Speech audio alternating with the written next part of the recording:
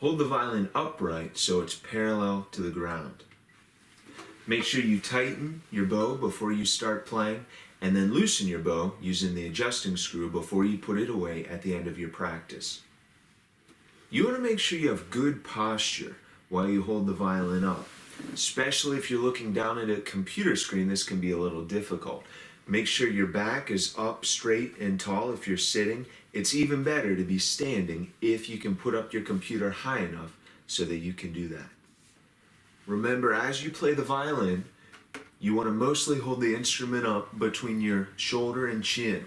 Your left hand should hardly hold it at all, so don't depend on your left hand to hold up your instrument.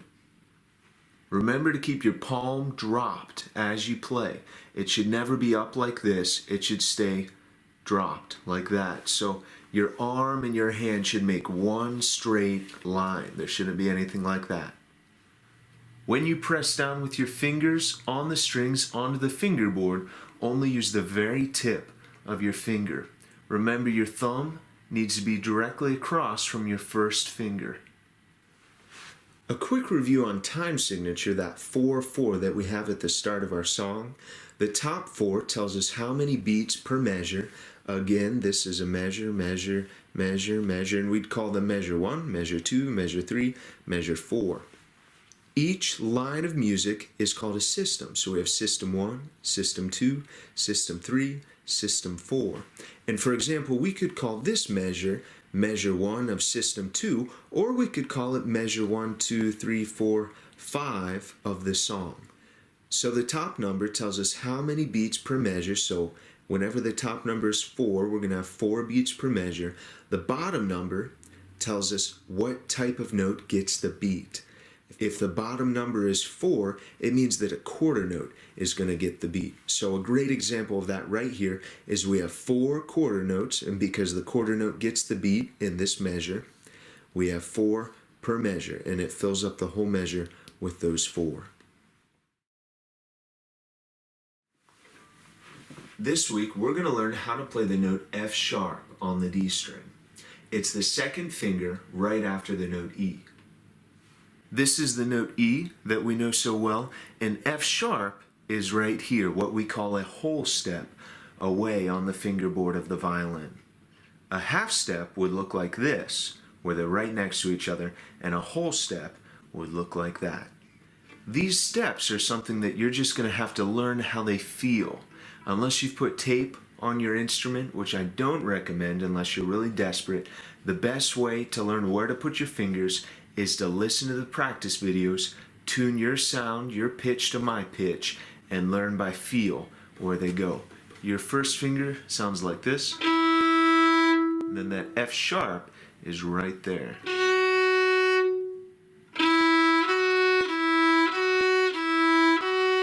That's a whole step. So a half step would sound like this. Half step, whole step. And the E is a whole step up from the open string D. When you put your fingers down on the fingerboard of the violin, you want to keep your other fingers hovering over the neck of the instrument. Keep them as close as possible without actually touching the strings. If you get into the habit of going like this with your fingers, it's going to take that much more time to get them on the strings where they need to be. So when you play the E and F sharp, for example,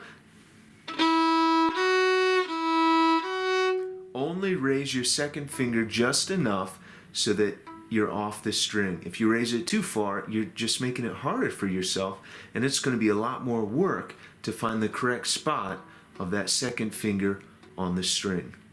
One more thing to keep in mind as you start putting fingers down on the fingerboard is to only press as hard as you need to get a clear sound out of your instrument. Don't press too hard. It's just more work for yourself, and it'll make it harder for you to lightly move your fingers around as we start playing faster. You also can't press too lightly or you won't get a clean tone out of your sound. So this would be too light. It's got kind of that muted sound because the string is not getting pressed firmly into the fingerboard of the violin.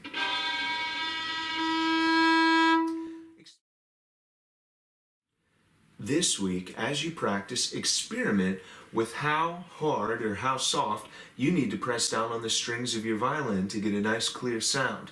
Start bowing like this with the finger lightly resting on top of the string. You can just do this with your first finger E. And then gradually add pressure on that finger to see how much pressure you actually have to add to get a nice clean tone. You want to press as lightly as possible while still maintaining a clear tone on your instrument. As you practice, do your best to make your notes sound as accurate as my notes. If you're struggling to match your pitch, replay the video and try it again. Or even pause it, get it right, work on those couple measures that you're struggling with, and then unpause it and continue. The way you get really good at violin is by pausing, slowing down, and working on those sections and the measures that you're struggling with. Here's what that new note F sharp looks like on the musical staff. One thing that can be a little confusing, like here at the last song, is we have 4 F sharps in a row, but only the first one has a sharp before it. Only the first note does, and the rest don't. The way this works in music is you only need to sharpen or flatten the first note of each measure. And then for that whole measure, the note, if it's the same note afterwards, so in this example we have F sharp, F sharp, F sharp. If it's the same note in the same measure, it keeps the sharp of the note before it. So over here in this next measure, it's like we reset our sharps and we have to write a sharp before that F again, so we know it's an F sharp. Same thing up here, same thing up here. We usually know what notes are supposed to get sharps or flats by the key signature over here. None of our exercises so far have had key signatures. They all have, so there's no sharps, no flats, and so for a while, I'm just going to notate the sharps and flats straight into the music to make it easier to remember. But we'll be talking about key signature a little bit in the future.